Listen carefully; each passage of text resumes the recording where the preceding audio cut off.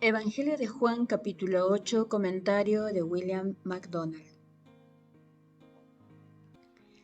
La mujer tomada en adulterio, capítulo 8, versículo 1 al 11. Versículo 1. Capítulo 8. Y Jesús se fue al monte de los olivos. Este versículo está estrechamente relacionado con el último versículo del capítulo 7. Esta relación se ve mejor cuando se ponen juntos los dos versículos de esta manera, y cada uno se fue a su casa, mas Jesús se fue al monte de los olivos. El Señor había dicho con verdad: las zorras tienen guaridas y las aves de los cielos nidos, mas el Hijo del Hombre no tiene dónde recostar su cabeza. Versículo 2. Y por la mañana volvió al templo, y todo el pueblo vino a él, y sentado él les enseñaba. El monte de los olivos no estaba lejos del templo, y por la mañana, muy de madrugada, el Señor Jesús descendió por la ladera del monte de los olivos, cruzó el valle del Cedrón y volvió a subir hacia la ciudad donde estaba situado el templo. Todo el pueblo vino a él, y sentándose les enseñaba. Versículo 3. Entonces los escribas y los fariseos le trajeron una mujer sorprendida en adulterio, y poniéndola en medio le dijeron: Los escribas, un grupo de hombres que se dedicaba a copiar las escrituras, y los fariseos anhelaban inducir al Señor Jesús a que dijese algo erróneo para poder tener de qué acusarle. Le trajeron entonces una mujer sorprendida en el mismo acto del adulterio y la pusieron en medio de la multitud, probablemente enfrente de Jesús. Versículo 4. Dijeron: Maestro, esta mujer ha sido sorprendida en el acto mismo de adulterio. La acusación de adulterio se hizo en contra de esta mujer y es indudable que era cierta. No hay razón alguna para dudar de que había sido sorprendida mientras cometía este terrible pecado. Pero ¿dónde estaba el hombre? Demasiadas veces se ha castigado a las mujeres, mientras que los hombres, asimismo culpables, han sido dejados libres. Versículo 5. Y en la ley nos mandó Moisés apedrear a tales mujeres. Tú pues, ¿qué dices? La trampa quedaba ahora clara. Querían que el Señor contradijese la ley de Moisés. Si tenían éxito, podrían entonces volver al común del pueblo en contra de Jesús. Recordaron al Señor que Moisés había mandado en la ley que las personas tomadas en acto de adulterio debían ser apedreadas. Los fariseos tenían la esperanza, para sus propios malvados propósitos, de que el Señor se manifestaría en desacuerdo, y por ello le preguntaron qué tenía que decir acerca de esto. Ellos pensaban que la justicia y la ley de Moisés exigían que fuese puesta como ejemplo público. Al corazón depravado del hombre le da consuelo y tranquilidad si solo puede encontrar una persona peor que él mismo. Piensa que el mayor pecado de otro le excusa a él, y mientras que acusa e inculpa a otros con vehemencia, se olvida de su propio mal. De esta manera se regocija en la iniquidad. Versículo 6. Mas esto decían tentándole para poder acusarle. Pero Jesús, inclinado hacia el suelo, escribía en tierra con el dedo. No tenían ninguna verdadera acusación contra el Señor e intentaban fabricar una. Sabían que si él dejaba ir libre a la mujer, se estaría oponiendo a la ley de Moisés y podrían acusarle de ser injusto. En cambio, si condenaba a la mujer a muerte, podrían entonces emplear esto para demostrar que era enemigo del gobierno romano, y podrían además decir que no era misericordioso. Pero Jesús, inclinado hacia el suelo, escribía en tierra con el dedo. No hay en absoluto ninguna manera de saber lo que escribía. Muchas personas tienen mucha confianza en que lo saben, pero la sencilla realidad es que la Biblia no nos lo dice. Versículo 7. Y como insistieran en preguntarle, se enderezó y les dijo: El que de vosotros esté sin pecado, sea el primero en arrojar la piedra contra ella. Insatisfechos, los judíos seguían insistiendo para que diese alguna respuesta, de modo que Jesús repuso sencillamente que se debía aplicar la pena impuesta por la ley, pero que deberían hacerlo los que no hubiesen cometido pecado alguno. No dijo que la mujer debía quedar libre de la pena de la ley, pero lo que sí hizo fue acusar a cada uno de aquellos hombres de haber pecado ellos mismos.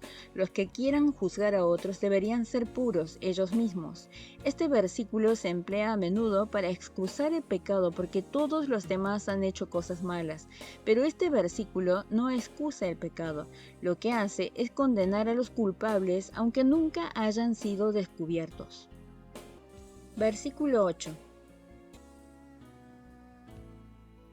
E inclinándose de nuevo hacia el suelo, siguió escribiendo en tierra. De nuevo el Salvador se inclinó hacia el suelo y siguió escribiendo en tierra. Estas son las únicas menciones de que el Señor Jesús escribiese algo y lo que escribió hace mucho tiempo que fue borrado de la tierra. Versículo 9. Pero ellos, al oír esto, acusados por su conciencia, salían uno a uno, comenzando desde los más viejos hasta los postreros, y quedó solo Jesús y la mujer que estaba en medio. Ellos, los que habían acusado a la mujer, se sintieron acusados por su conciencia. No tenían nada más que decir. Comenzaron a salir uno a uno. Todos se consideraban culpables, desde los más viejos hasta los más jóvenes. Quedó solo Jesús con la mujer que estaba cerca. Versículo 10. Enderezándose Jesús y no viendo a nadie sino a la mujer, le dijo: Mujer, ¿dónde están los que te acusaban? ¿Ninguno te condenó? Con una gracia maravillosa, el Señor Jesús le observó a la mujer que aquellos que la acusaban se habían desvanecido. No podían verse por ningún lado, no había habido una sola persona en toda aquella multitud que se atreviese a condenarla. Versículo 11. Ella dijo: Ninguno, Señor. Entonces Jesús le dijo: Ni yo te condeno. Vete y no peques más. La palabra Señor es aquí sencillamente un mero título de cortesía. Cuando la mujer hubo dicho ninguno Señor, el Señor pronunció aquellas maravillosas palabras: Ni yo te condeno, vete y no peques más. El Señor no pretendía tener autoridad civil en una cuestión así. Era el gobierno romano el que estaba investido de esta autoridad y ahí lo dejó él. Él no la condenó ni la perdonó, no era esta su función en este tiempo, pero sí le dio una advertencia de que dejase de pecar. En el primer capítulo de Juan aprendimos que la gracia y la verdad vinieron por medio de Jesucristo. Aquí tenemos un ejemplo de ello en las palabras ni yo te condeno. Tenemos un ejemplo de gracia. Las palabras vete y no peques más son palabras de verdad. El Señor no dijo ve y peca por lo menos que sea posible. Jesucristo es Dios y su norma es la perfección absoluta. No puede aprobar el pecado en ningún grado, y por ello pone delante de ella la norma perfecta del mismo Dios. Jesús, la luz del mundo, capítulo 8, versículos 12 al 20. Versículo 12. Otra vez Jesús les habló diciendo: Yo soy la luz del mundo. El que me sigue no andará en tinieblas, sino que tendrá la luz de la vida. La escena pasa ahora a la tesorería del templo. Véase el versículo 20. Una multitud les seguía aún. Se volvió hacia ellos y les hizo una de las muchas magnas declaraciones acerca de su condición mesiánica. Les dijo: Yo soy la luz del mundo. Hablando de manera natural, el mundo está en las tinieblas del pecado, de la ignorancia y de la irrelevancia. La luz del mundo es Jesús. Aparte de él no hay liberación de la negrura del pecado. Aparte de él no hay conducción por el camino de la vida, ni conocimiento acerca del verdadero sentido de la vida y de las cuestiones de la eternidad. Jesús promete que todo el que le siga de ningún modo andará en tinieblas, sino que tendrá la luz de la vida. Seguir a Jesús significa creer en él. Muchas personas tienen la errada idea de que pueden vivir como Jesús vivió y sin nacer de nuevo. Seguir a Jesús significa acudir a Él con arrepentimiento, confiar en Él como Señor y Salvador y luego consagrar la propia vida a Él. Los que hagan esto tendrán esta guía en la vida y una brillante esperanza más allá del sepulcro. Versículo 13. Entonces los fariseos le dijeron: Tú das testimonio acerca de ti mismo, tu testimonio no es verdadero. Los fariseos retaron ahora a Jesús en un punto legal. Le recordaron que estaba testificando acerca de sí mismo. No se consideraba suficiente el testimonio de alguien acerca de sí mismo, porque el ser humano normal no es imparcial. A los fariseos no les importaba arrojar dudas sobre las palabras de Jesús. De hecho, dudaban de que fuesen verdaderas en absoluto. Versículo 14. Respondió Jesús y les dijo: Aunque yo doy testimonio acerca de mí mismo, mi testimonio es verdadero, porque sé de dónde he venido y a dónde voy. Pero vosotros no sabéis de dónde vengo ni a dónde voy.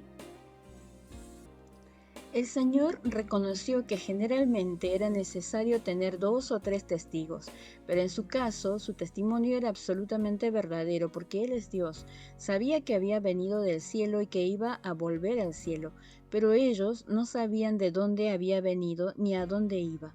Creían que era solo otro hombre como ellos y no estaban dispuestos a creer que era el Hijo eterno igual al Padre. Versículo 15. Vosotros juzgáis según la carne, yo no juzgo a nadie. Los fariseos juzgaban a otros por apariencias externas y según normas meramente humanas. Contemplaban a Jesús como el carpintero de Nazaret y nunca se paraban a pensar que Él era diferente de cualquier otro hombre que hubiese vivido. El Señor Jesús decía que Él no juzgaba a nadie. Esto puede significar que no juzgaba a los hombres según normas mundanas como lo hacían los fariseos. Más probablemente significa que su propósito al llegar al mundo no era juzgar a la gente, sino salvarla. Versículo 16. Y si yo juzgo, mi juicio es verdadero, porque no soy yo solo, sino yo y el que me envió, el Padre.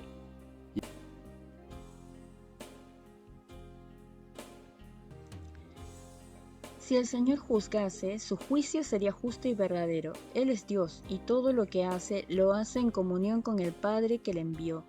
Una y otra vez, el Señor Jesús enfatizó a los fariseos su unidad con Dios el Padre. Fue eso lo que agitó en los corazones de ellos su acerbo antagonismo contra Él.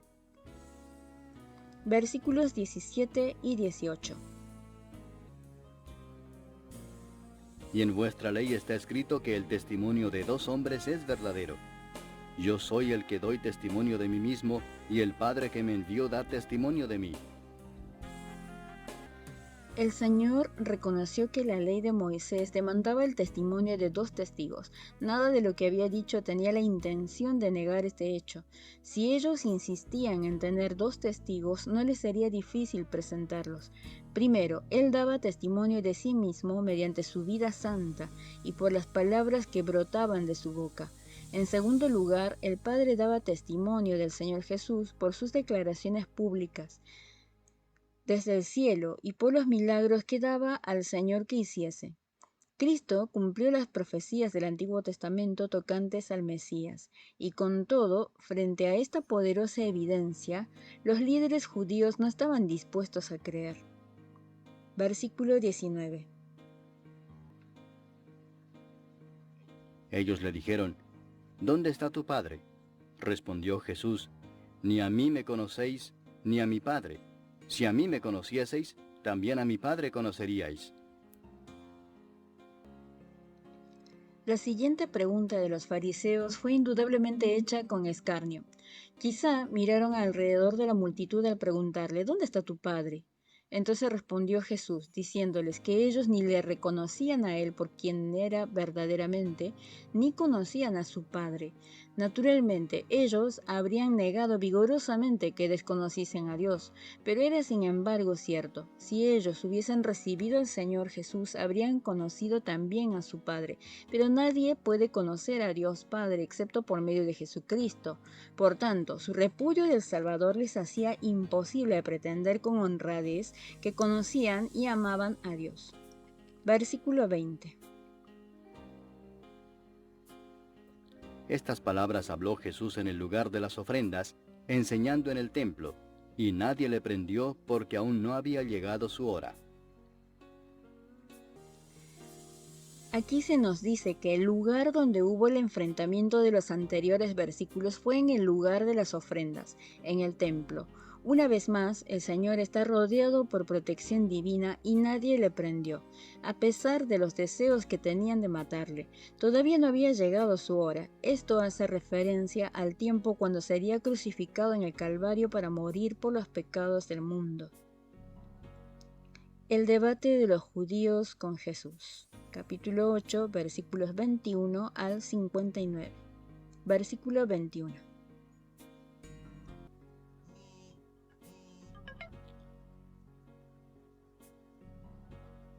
Otra vez les dijo Jesús: Yo me voy y me buscaréis, pero en vuestro pecado moriréis. A donde yo voy, vosotros no podéis venir. Una vez más Jesús evidenció un conocimiento perfecto del futuro.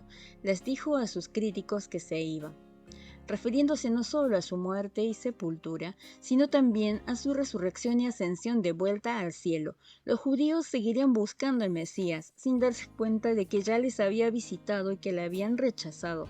A causa de su rechazamiento morirían en su pecado, en singular en el griego original. Esto significaría que iban a quedar para siempre imposibilitados de entrar en el cielo a donde iba el Señor. ¡Qué verdad más solemne! Los que rehúsan aceptar al Señor Jesús no tienen esperanza alguna del cielo. ¡Qué terrible morir en los propios pecados sin Dios, sin Cristo y sin esperanza para siempre jamás! Versículo 22. Decían entonces los judíos: ¿Acaso se matará a sí mismo que dice: A donde yo voy vosotros no podéis venir? Los judíos no comprendían que Jesús se refería a volver al cielo. ¿Qué quería decir por me voy? ¿Significaba que escaparía de la conspiración de ellos para darle muerte cometiendo suicidio? Era extraño que pensasen tal cosa. Si fuese a matarse a sí mismo, no había nada que les impidiese hacer lo mismo y seguirle en la muerte, pero este era otro ejemplo de las tinieblas de la incredulidad. Parece asombroso que pudiesen ser tan duros e ignorantes de lo que el Salvador estaba diciendo. Versículo 23.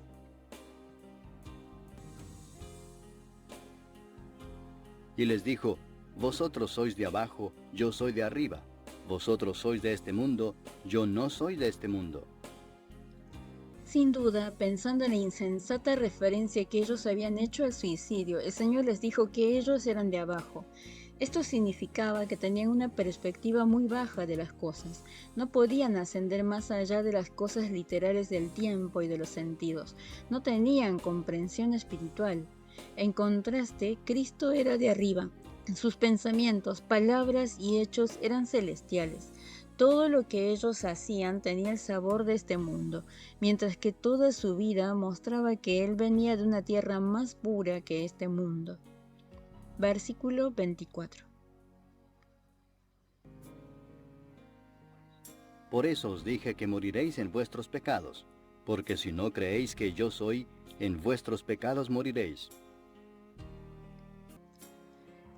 Jesús empleaba frecuentemente la repetición para hacer énfasis. Aquí los volvió a advertir con solemnidad que ellos morirían en sus pecados.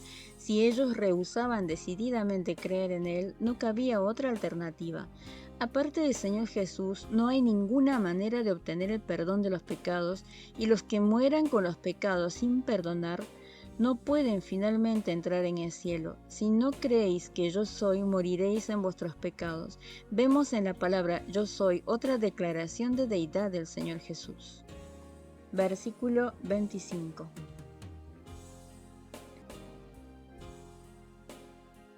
Entonces le dijeron, ¿tú quién eres? Entonces Jesús les dijo, lo que desde el principio os he dicho.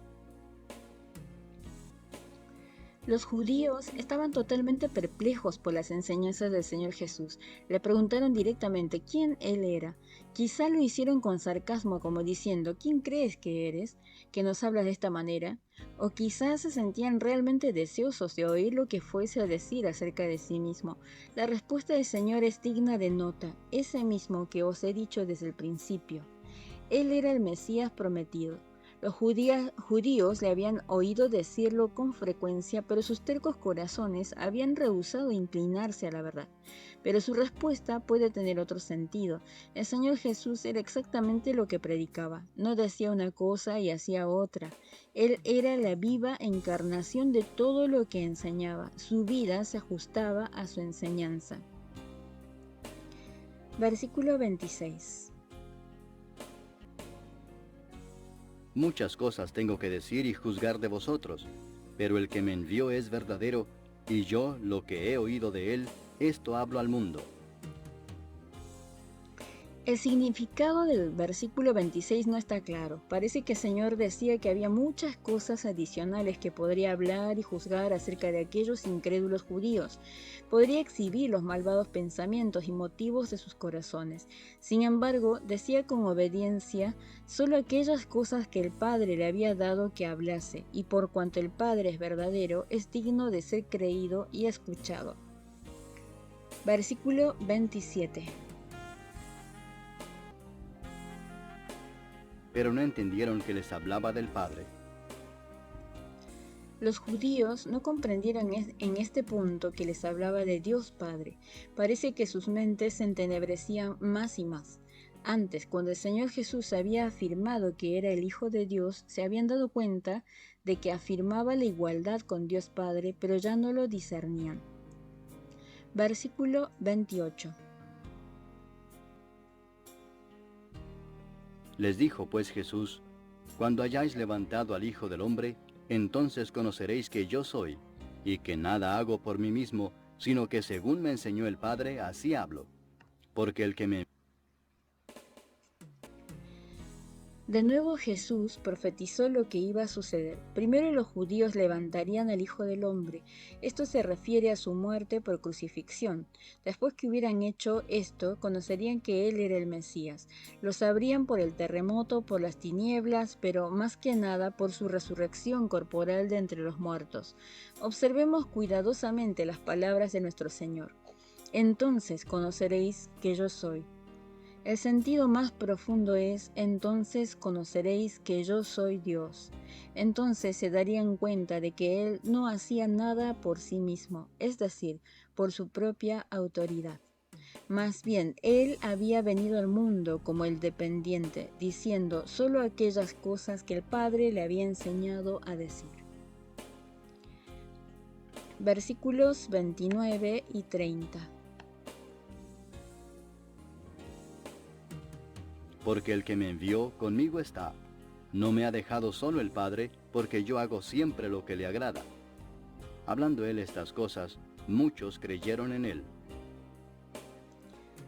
La relación del Señor, Dios Padre, era muy íntima. Cada una de estas expresiones era una declaración de igualdad con Dios. A lo largo de todo su ministerio terrenal, el Padre estaba con él. En ningún momento dejó solo a Jesús. En todo tiempo, él hacía las cosas que agradaban a Dios. Estas palabras solo podrían haber sido pronunciadas por un ser sin pecado. Nadie que hubiera nacido de padres humanos hubiera podido jamás decir estas palabras. Yo hago siempre lo que le agrada. Demasiadas veces hacemos aquellas cosas que nos gustan a nosotros. A veces somos llevados a agradar a nuestros semejantes. Solo el Señor Jesús fue totalmente dominado por el deseo de hacer las cosas que agradan a Dios. Mientras hablaba él estas cosas maravillosas, Jesús vio que muchos profesaron creer en él. Indudablemente algunos tuvieron una fe genuina, otros puede que se sintiesen inclinados solo a dar tributo de boca al Señor. Versículo 31.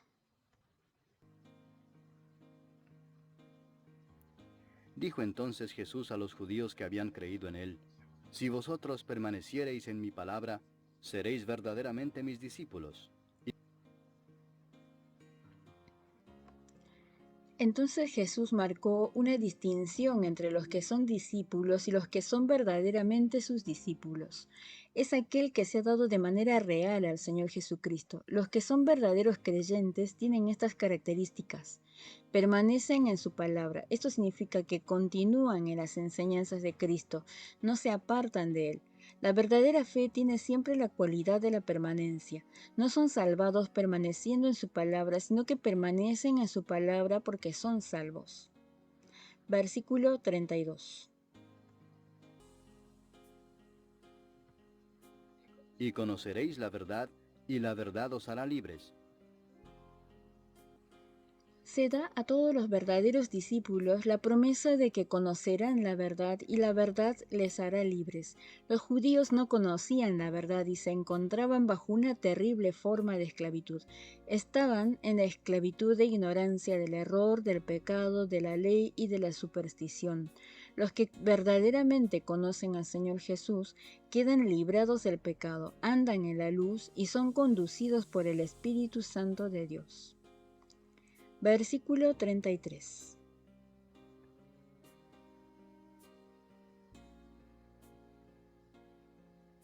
Le respondieron: Linaje de Abraham somos, y jamás hemos sido esclavos de nadie. ¿Cómo dices tú, seréis libres? Algunos de los judíos que estaban cerca oyeron la referencia del Señor a ser hechos libres. Inmediatamente se resintieron de ello. Se jactaban de que descendían de Abraham y dijeron: jamás hemos sido esclavos. Pero no era verdad. Israel había estado en esclavitud bajo Egipto, Asiria, Babilonia, Persia y Grecia. Y ahora lo estaba bajo Roma.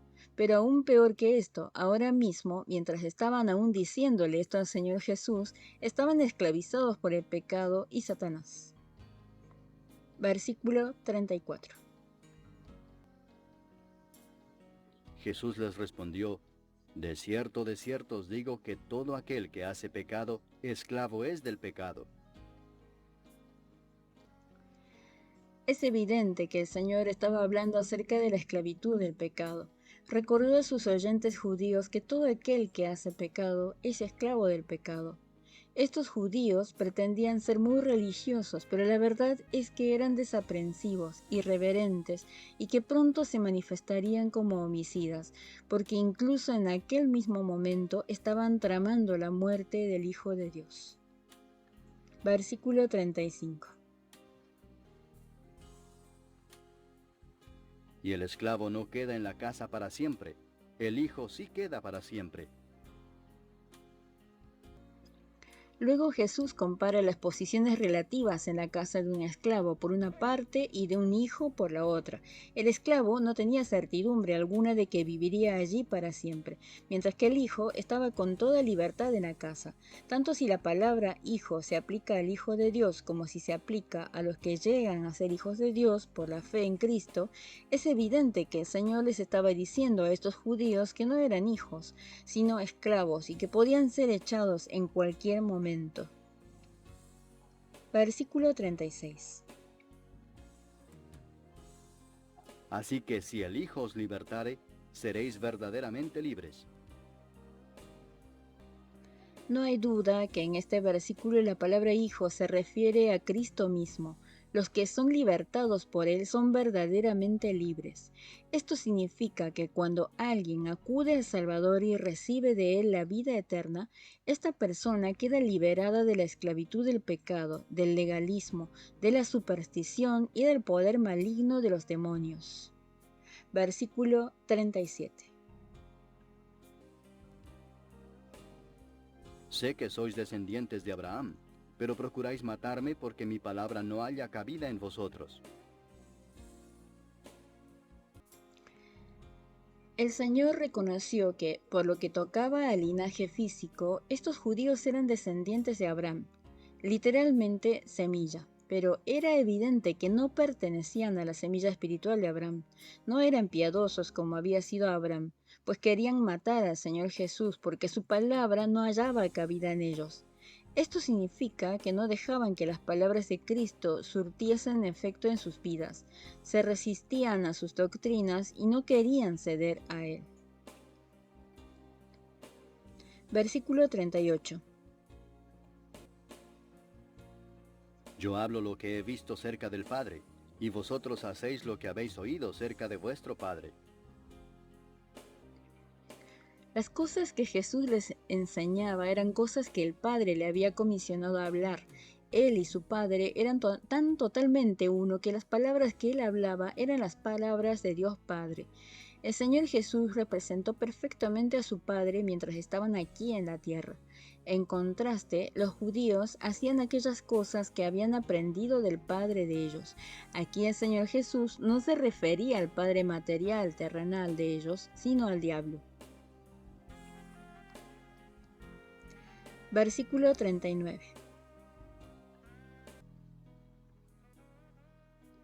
Respondieron y le dijeron, Nuestro padre es Abraham. Jesús les dijo, Si fueseis hijos de Abraham, las obras de Abraham haríais. Una vez más, los judíos reivindicaron su parentesco con Abraham. Se jactaban del hecho de que Abraham era el padre de ellos. Sin embargo, el Señor Jesús les hizo la observación de que aunque eran descendencia, simiente de Abraham, versículo 37, no eran hijos de él. Por lo general, los hijos se parecen a sus padres y andan y hablan como ellos, pero no era así con estos judíos. Sus vidas eran lo contrario de la de Abraham.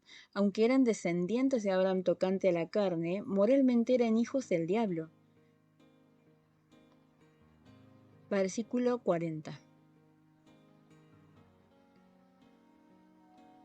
Pero ahora procuráis matarme a mí, hombre que os he hablado la verdad, la cual he oído de Dios.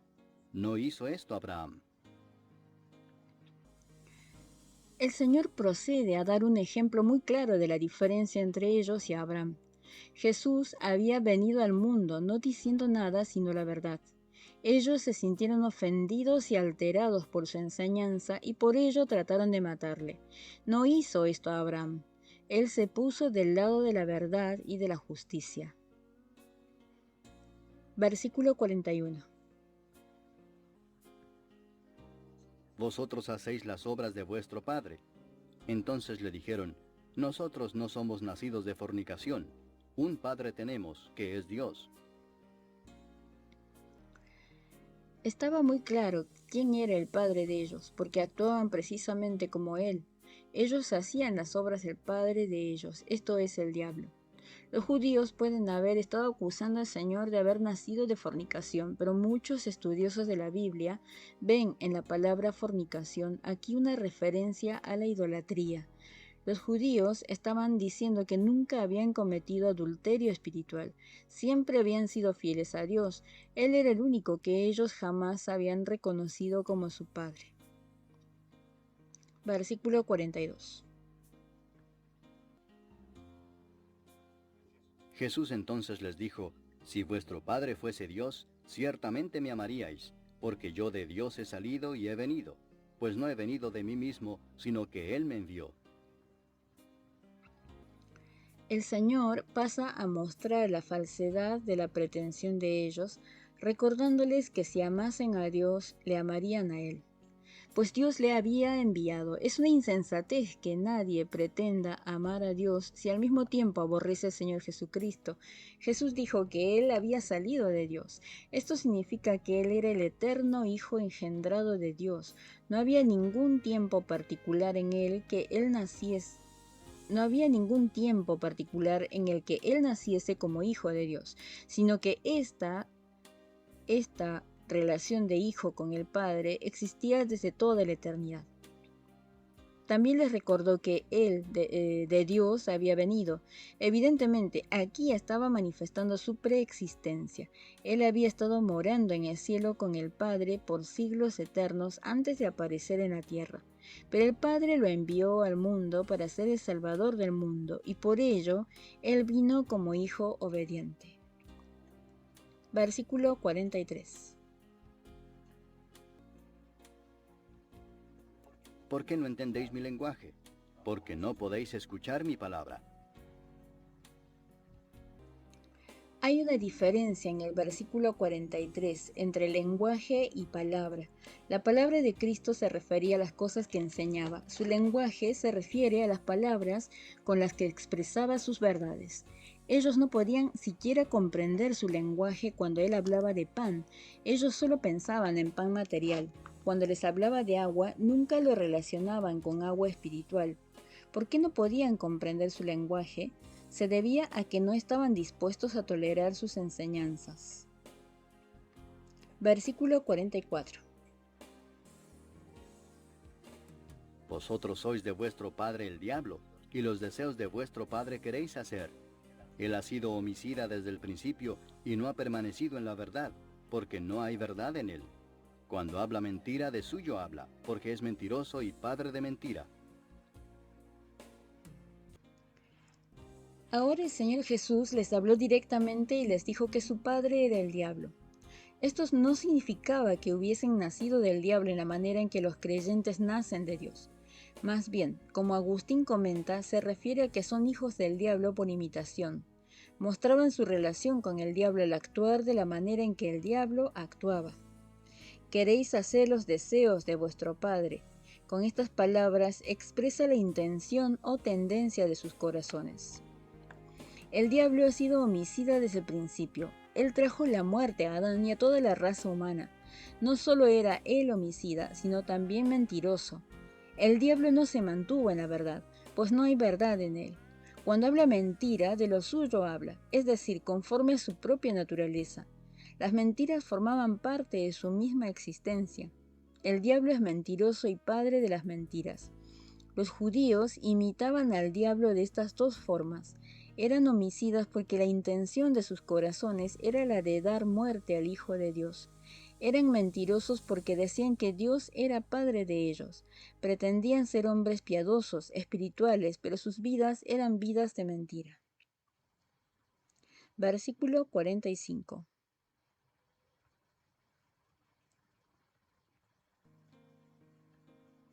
Y a mí, porque digo la verdad, no me creéis. Los que se entregan a la mentira parecen perder la capacidad de discernir la verdad.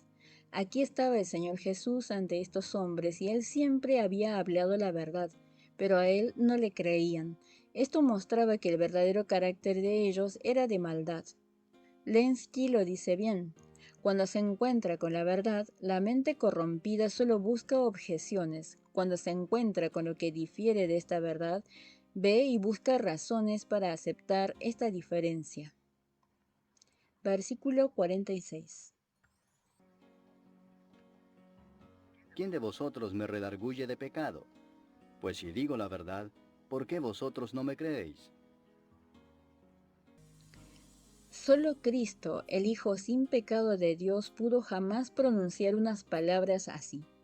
No había nadie en el mundo que pudiese convencerle de pecado. No había defecto alguno en su carácter, era perfecto en todos sus caminos. Solo hablaba palabras de verdad, pero no le creían. Versículo 47. El que es de Dios, las palabras de Dios oye. Por esto no las oís vosotros, porque no sois de Dios. Si alguien verdaderamente ama a Dios, oirá y obedecerá las palabras de Dios. Los judíos, por su rechazo, mostraban que realmente no pertenecían a Dios. Es evidente por el versículo 47 que el Señor Jesús declaraba que hablaba las mismas palabras de Dios. No podía caber confusión alguna a este respecto. Versículo 48. Respondieron entonces los judíos y le dijeron, ¿no decimos bien nosotros que tú eres samaritano y que tienes demonio?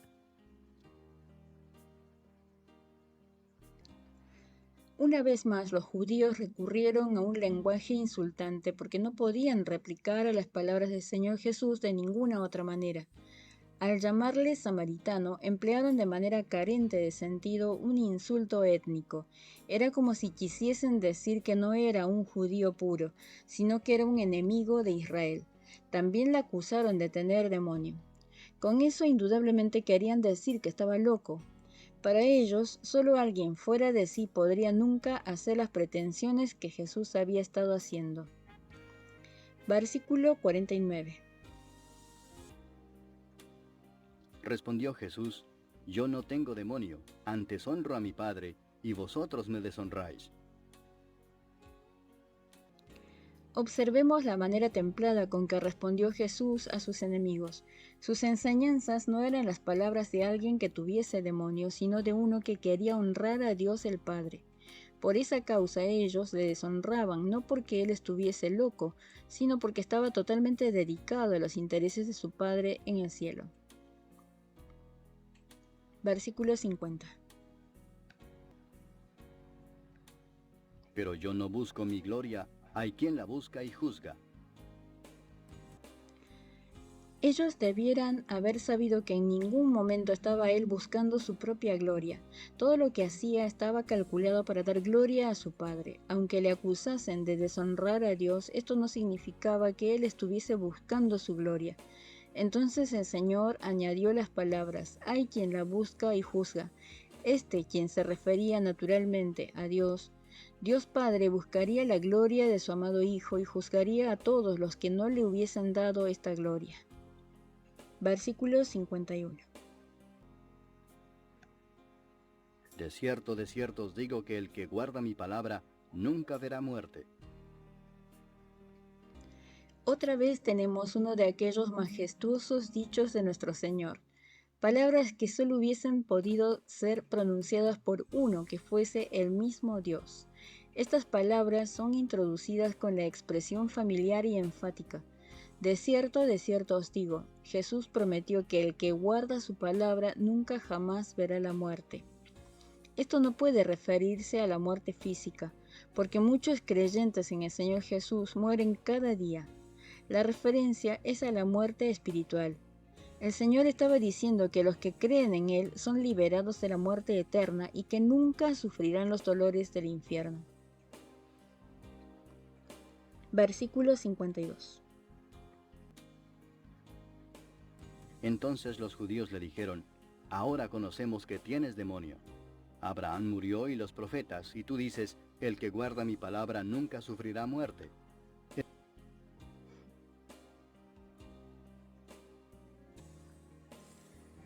Los judíos se quedaron ahora más convencidos que nunca de que Jesús estaba loco. Le recordaron que Abraham y los profetas habían muerto, pero él decía que el que guarda su palabra nunca jamás gustará la muerte. ¿Cómo pueden conciliarse ambas cosas? Versículo 53. ¿Eres tú acaso mayor que nuestro padre Abraham, el cual murió? Y los profetas murieron. ¿Quién te haces a ti mismo? Se daban cuenta de que el Señor estaba realmente afirmando ser mayor que su padre Abraham y que los profetas. Abraham nunca había liberado a nadie de la muerte y él mismo no había podido librarse de ella. Pero aquí había uno que afirmaba poder liberar a sus semejantes de la muerte. Él debía considerarse mayor que los padres. Versículo 54. Respondió Jesús, si yo me glorifico a mí mismo, mi gloria nada es. Mi Padre es el que me glorifica, el que vosotros decís que es vuestro Dios. Los judíos pensaban que Jesús estaba tratando de atraer la atención sobre sí mismo. Jesús les recordó que no era así. Era el Padre que le estaba honrando, el mismo Dios a quien ellos profesaban amar y servir. Versículo 55. Pero vosotros no le conocéis, mas yo le conozco. Y si dijere que no le conozco, sería mentiroso como vosotros. Pero le conozco y guardo su palabra. Los judíos dijeron que Dios era el Padre de ellos, pero en realidad no le conocían. Aquí, en cambio, estaban hablando con uno que sí conocía a Dios Padre, a uno que era igual a él. Querían que Jesús negase su igualdad con el Padre, pero dijo que si lo hiciese sería mentiroso. Conocía a Dios Padre y obedecía su palabra. Versículo 56. Abraham vuestro padre se gozó de que había de ver mi día, y lo vio y se gozó. Por cuanto los judíos insistían en introducir a Abraham en la discusión, el Señor les recordó que Abraham había esperado el día del Mesías y que verdaderamente lo vio por fe y se regocijó. El Señor Jesús estaba diciendo que Él era aquel a quien esperaba Abraham. La fe de Abraham reposaba en la venida de Cristo. Cuando vio a Abraham el día de Cristo, quizá cuando tomó a Isaac al monte Moria para ofrecerlo como holocausto a Dios. Todo el drama de la muerte y resurrección del Mesías fue entonces dramatizado, y es posible que Abraham lo viese por fe. De este modo, el Señor Jesús afirmó ser el cumplimiento de todas las profecías en el Antiguo Testamento tocantes al Mesías. Versículo 57. Entonces le dijeron los judíos, ¿aún no tienes 50 años y has visto a Abraham? Otra vez los judíos manifestaron su incapacidad para comprender la verdad divina. Jesús había dicho, Abraham se regocijó de que había de ver mi día, pero ellos respondieron como si él hubiese dicho que él había visto a Abraham. Hay aquí una gran diferencia. El Señor Jesús afirmaba de sí mismo una posición mayor que la de Abraham. Él era el objeto de los pensamientos y esperanzas de Abraham. Abraham había esperado por la fe el día de Cristo. Los judíos no podían comprender esto. Ellos razonaron que Jesús aún no tenía 50 años. En realidad, tenía para este tiempo alrededor de 33 años. ¿Cómo podría él haber visto a Abraham? Versículo 58. Jesús les dijo, de cierto os digo, antes que Abraham fuese, yo soy.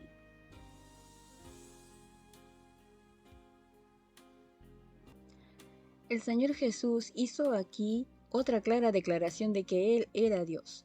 No dijo antes que Abraham fuese yo era. Esto podría sencillamente significar que Él vino a la existencia antes que Abraham. No, sino que empleó el nombre de Dios. Yo soy. El Señor Jesús había habitado con Dios Padre desde toda la eternidad. Nunca hubo un tiempo en que llegase a existir, ni en que no existiese. Por ello dijo, antes que Abraham fuese, yo soy. Versículo 59. Tomaron entonces piedras para arrojárselas, pero Jesús se escondió y salió del templo, y atravesando por en medio de ellos, se... En el acto, los judíos intentaron dar muerte a Jesús, pero él se escondió y salió del templo. Los judíos comprendieron exactamente lo que Jesús quiso decir con antes que Abraham fuese, yo soy. Estaba afirmando ser Jehová. Fue por esta razón que intentaron apedrearle, porque para ellos esto era una blasfemia. No estaban dispuestos a aceptar el hecho de que el Mesías estuviese en medio de ellos. No iban a dejar que reinase sobre ellos. Fin del capítulo 8 del Evangelio de Juan, comentado por William MacDonald.